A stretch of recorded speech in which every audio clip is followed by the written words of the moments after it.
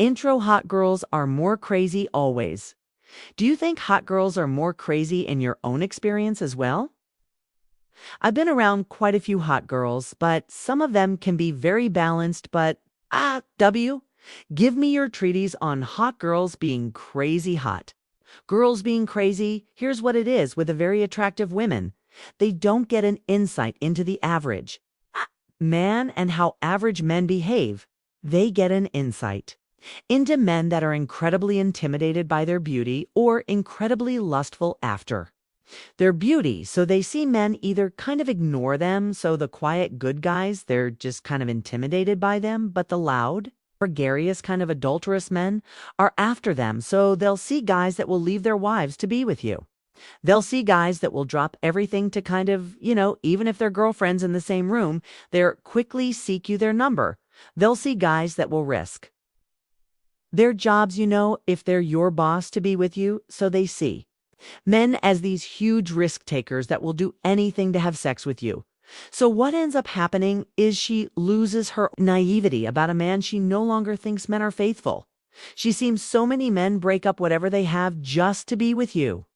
And just to access you, she's seen so many men who break their back just to touch you. So what happens is when her husband now says to her, "Oh, there's a new colleague at work," her brain is like, well, every colleague at my work is always hit on me. Are you hitting on this girl? Or if her husband says, "I'm just going to the gym," she's like, well, whenever I go to the gym, somebody hits on me. What are you doing? So they end up being suspicious because they are privy to men at their worst. When they're sexually attracted to a woman, they don't have that naivety that a more plain woman would have, where she could walk past a guy in a bikini and he doesn't harass her. She knows if she walks past a guy in a bikini, he drops everything. So she sees men as more dangerous than they are, and therefore she thinks her partner is more sexual than he might be, and as a result, tends to be more intense and crazy and less naive. But not more accusatory, I would say. Yeah, because she uses her experience about the world to predict what everybody else's experience is about the world, and in her defense. Beautiful women also, it takes a certain level of confidence and a certain level of no fear rejection to access a beautiful girl, so her pool of men tend to be the men that are more likely to be unfaithful. Wow, that's interesting. So very attractive. Women are a selection effect for the kinds of experiences that they have in life, the kinds of interactions that they have with other women and other men, so presumably, they'll often see other women as threats. They've experienced other women seeing them as threats, and they've seen the competitive nature of women, and they've seen women, because here's the thing with beautiful women: if you walk into a room with a really beautiful woman, all the other beautiful women will now start looking at you, thinking, well, there must be something about, I'm sure they look at you anyway, but they would pay more attention because there must be something about Chris, because she's unbelievable. So what ends up happening is beautiful women start to see how disrespectful other women can be. They're looking at your man. They're there competing with you, because to get a beautiful woman's man makes the other woman feel more attractive. If you walk in with an absolutely 12 out of 10, and then you give me attention, I now think I'm prettier than her, so therefore I want your attention more than the guy that's with the girl that's not that attractive. So we see this competitive nature of women. We see that women can put men on the map, and they see that men are very soft and they give into beauty quite quickly and easily, so they lead to a trust issue that is harder to kind of overcome. So interesting, the psychology of an attractive woman is one that is very different to a psychology of a less attractive woman. They're two different species. Yeah, so you have women seeing other women primarily as enemies. They're often going to be frosty to them. They're also kind of hyper aware of the power that they can bestow on the partner that they're with, which probably makes them a little bit tentative about giving that man that power. Because if they pre-select that particular type of man, you're putting him on the map. Yep. And then you also said that these women being super attractive selects for a very specific type of guy that is sufficiently confident to go up and speak to you, or men will make ridiculous and wild U-turns in their life in an attempt to get to you. which also gives you a pretty unrepresentative experience of what most men are like.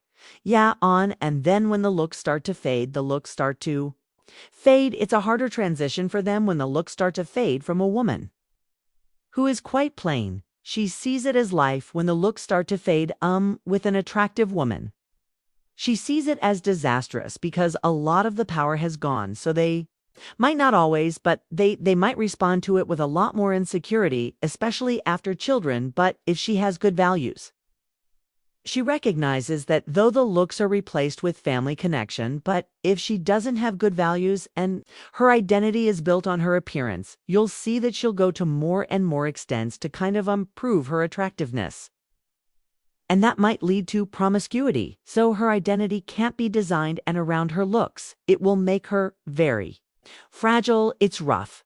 Being an ATTCT woman must be hard. Like genuinely, it must be very difficult to try and go through the world, because with men, typically their value to the world doesn't wax and wane in quite the same way. It starts off low. Even super attractive guys will remain being attractive for a very long time, forever. And you just have this sort of slow and steady increase, presumably, and then it'll dip out, and then it'll start to even afterwards. And when it dips, you don't care if it dips by that time, so settled in life, you don't care. But for women, it can differ a lot earlier, and there's a lot of talk about pretty privilege and pretty privilege this and pretty privilege that, but there's a lots of disadvantages. And the main thing is people look for your flaws a lot more. What happens when you're not attractive is people can accept what you're saying and doing, and they don't really delve into it. But when you're attractive, there's an element of other women or even men saying, well, I bet she's dumb. Well, I bet she's a hoe. Or I bet they're looking for the negative so much more. And then all they'll say, I bet she's really arrogant and very vain. So you almost have to work against people's negative assumptions of your character. As much as they make positive assumptions of your appearance, they make lots of negative assumptions about your character. So you're in a bit of a battle, and then it's not as easy as it might look to other people. I saw what I was a model for a decade and a half in the UK, and I saw a lot of the girls almost counter-signal. They would turn up in the most slouchy clothes that they could. They would purposefully wear that hair up. They would purposefully wear glasses. They wouldn't wear revealing clothes. They would try and act in ways that were more bookish sometimes as well. And this could just be their personality. It could have been the girls that I was around, but I also think there might be something going on here that they're trying to counter-signal. I am more than just what I'm currently being paid for as a part of my career. I'm more than just a pretty face. I'm more than just a lingerie model. I'm more than just someone that's supposed to smile and giggle and on camera. And is it hard for men to realize that they're more than that? Or is it hard for them to can they compartmentalize and think that she's got more to question? Do they get overwhelmingly attached to her appearance? So there's a big difference between beauty and hotness, and most models, at least the ones that I was working with, it wasn't sort of glamour stuff or underwear stuff that much. It was, fashion stuff. It was like cutesy editorial girl next door type thing. So it was probably optimizing more for beauty than it was for hotness. Yeah, but certainly when it comes to hotness, it's a reality distortion field for men, right? And this is what we were.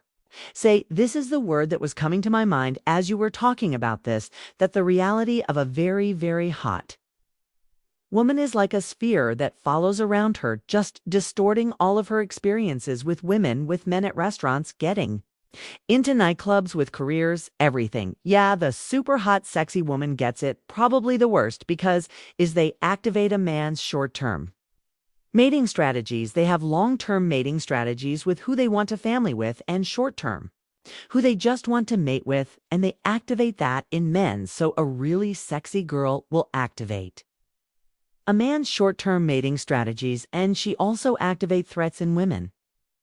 Now, women's use your threats when they're threatened with a woman is to go pro-teat well, suggests that she's promiscuous. So they might say to the men, oh yeah, but she's really promiscuous, not realizing that actually makes her more attractive to them, because they're like, well, I'm already looking for A short term from MU trying to sell her to me, so they think that they're actually undermining her by saying she's so promiscuous and she's A and she's this, that. And the other but the man when his short-term mating strategies are activated. That's exactly what he's looking for, so she ends up with men who just want short-term meeting strategies, and as a result, she starts to see men as seeing disposable, and therefore it can be really negative for the hot woman you.